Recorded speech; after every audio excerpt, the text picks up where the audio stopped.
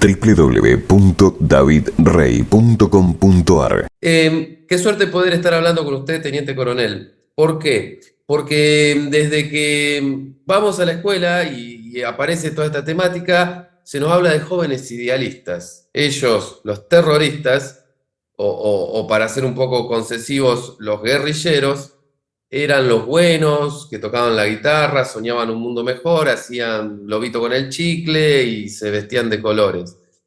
Y los malos eran los militares.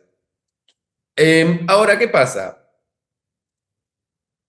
Hay una parte en que el coronel argentino del Valle Larrabure, en unos escritos que el Ejército Revolucionario del Pueblo le dejaba escribir para entretenerse, vamos a recordar, el coronel argentino del Valle Larrabure estuvo un año entero secuestrado acá en Rosario en una villa, Sí, dentro de una jaula. Fue torturado, masacrado y asesinado con pasaje de picana eléctrica, eran ellos los que hacían eso. sí, sí. Y además, por último, fue asesinado, lo encontraron pesaba menos de 40 kilos. Mire lo que le digo. Sí, y era un hombre robusto, sí, era un hombre que Siendo él posiblemente pesaba un ejemplar doble. soldado robusto. Dice Larrabur en uno de los escritos que en cierta ocasión lo vino a ver un médico de la guerrilla. Sí, Y él accedió a la visita del médico para hablar con él, para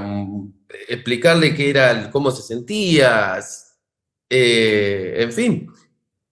Y el coronel argentino del Valle Larrabure dice que en los ojos de ese terrorista, ese médico, observó cierto cinismo, como que estaba disfrutando el guerrillero ante el sufrimiento y la tortura que estaba ocasionando en el soldado detenido. pues Entonces, yo quería consultarle a usted si este cinismo, esta característica, ¿acaso podemos globalizarla a la guerrilla en general, por un lado?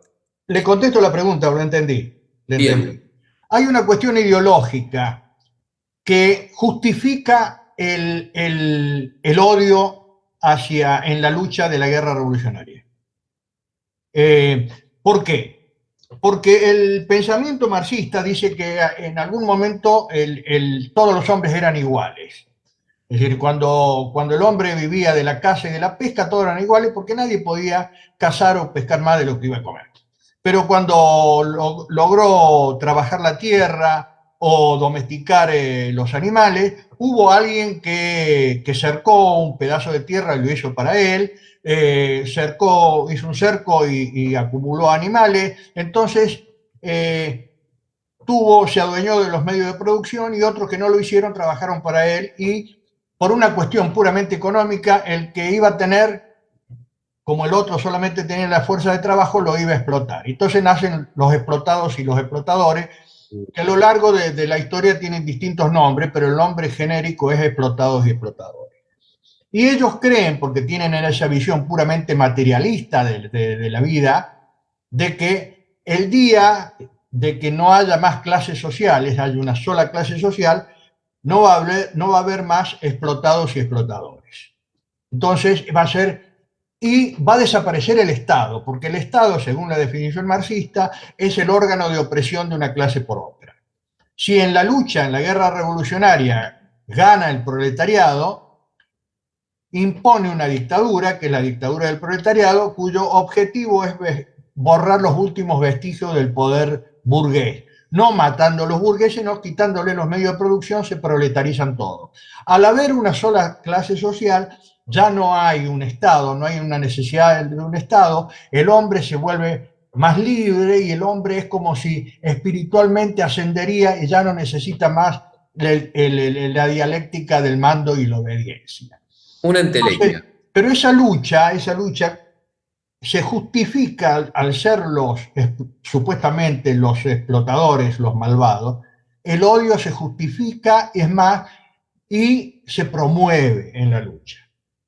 Santucho promovía el odio. Lo Él que mismo vemos hoy lo día. dice en algún momento. Hay que odiar al enemigo, hay que odiarlo, ¿no? Matar 1 millón de burgueses. Eso me lo dijo Carlos Gavetta. Carlos Gavetta me dijo a mí.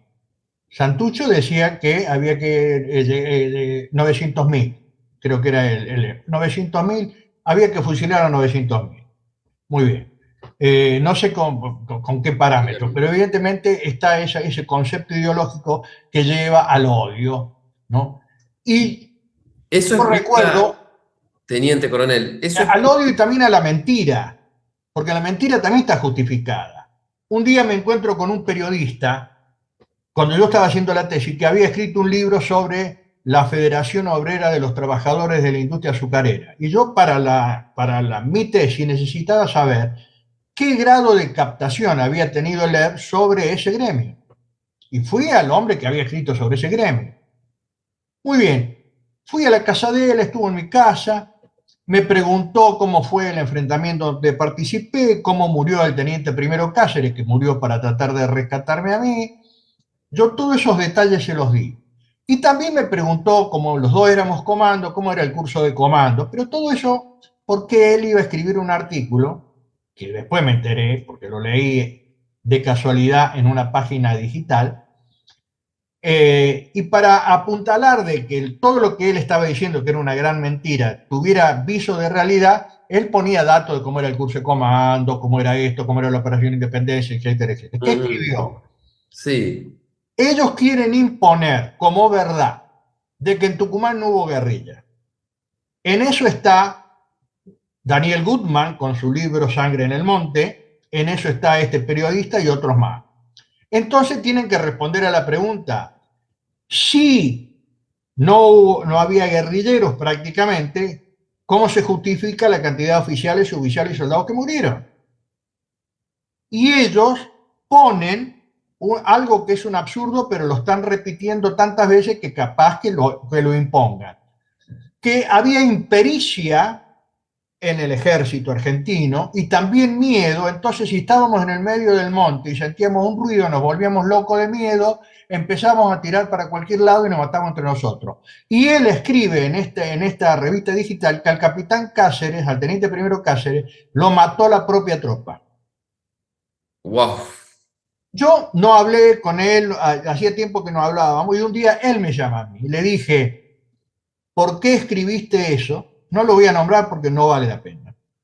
¿Por qué escribiste esto si yo te conté con lujo de detalle cómo murió el teniente primero Cáceres que murió al lado mío? ¿Por qué escribiste esto? Y ¿sabes lo que me contestó con cinismo? Pero vos no viste la autopsia. Wow. Bueno, pero todas esas mentiras son parte de ese relato. Sí, Teniente coronel, yo le mencioné respecto del cinismo que tenemos hoy la suerte de conocer gracias a que tenemos el testimonio del coronel Larrabure. claro, si no, no hubiera Entonces, salido nunca, claro. ¿cuántas cosas habrá que no sabemos? Pero yo me pregunto, ¿acaso ese cinismo, ese disfrute ante el sufrimiento del prójimo, no se ve también hoy día ante el hecho de llevar a cabo tanta infamia, tanta ilegalidad, ante el hecho de haber destruido miles de familias argentinas, ante el hecho de llevar preso a una persona inocente? Te doy un ejemplo, cada Navidad hay una redada de presos políticos. Qué curioso que cuando todo el mundo quiere estar con su familia, disfrutando de esa fecha tan singular para un católico, hay una redada de presos políticos. Como que lo hicieran a propósito. Yo digo, ese cinismo de antaño, ¿acaso hoy día no se puede ver repetido en lo que estamos observando Bueno, es decir, comúnmente? el cinismo de antaño perdura en muchos. Y después hay un gobierno que necesita, ante la falta de respuestas a los reclamos de la opinión pública, es decir, a la falta de respuesta de reclamos básicos, como decir, quiero seguridad, quiero que mi hijo sepa leer y escribir, pero no aprende a leer y escribir, quiero que por lo menos me den una pastilla en un hospital y no la tengo, o no puedo no me puedo operar porque no hay insumos, falta de seguridad, bueno, etcétera. No puedo comprar ni siquiera la comida. Ahora tengo que alimentarme con polenta. Entonces, ante eso, agitan nuevamente la bandera de los derechos humanos como si fueran los adalides de los derechos humanos. Y lo más grave, hay otra cosa que descubrí cuando en el libro Los soldados miran al cielo, hay un capítulo dedicado al combate de la tablada. Y parte del capítulo comienza de cómo se forma el MTP en Nicaragua. Y está el perdrigue, el currículum de muchos de los que fundaron esa organización. Y entre ellos hay varios, unos cuantos, son como 5 más o menos, que estuvieron en las organizaciones guerrilleras y o terroristas y después se dedicaron a los derechos humanos. ¿Por qué? ¿Cuál es la explicación? Una explicación muy lógica. Los derechos humanos en la Argentina son un arma de lucha política e ideológica. Es decir, el objetivo no son los derechos humanos, el objetivo es cargar contra el gran enemigo que es las Fuerzas Armadas, a la que consideran el último respaldo del poder burgués.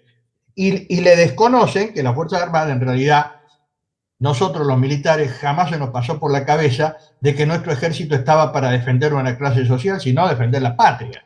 En rigor, más. ¿No? Pero la patria, el concepto de patria, ellos mismos también la han destruido, también por ideología, porque según la ideología marxista, dice que las guerras que han existido, como la Primera Guerra o la Segunda Guerra, son guerras entre intereses burgueses de una u otra nación. Y para mandar los soldados a pelear, le meten en la cabeza la mala idea de que existe la patria. La patria no existe para ellos.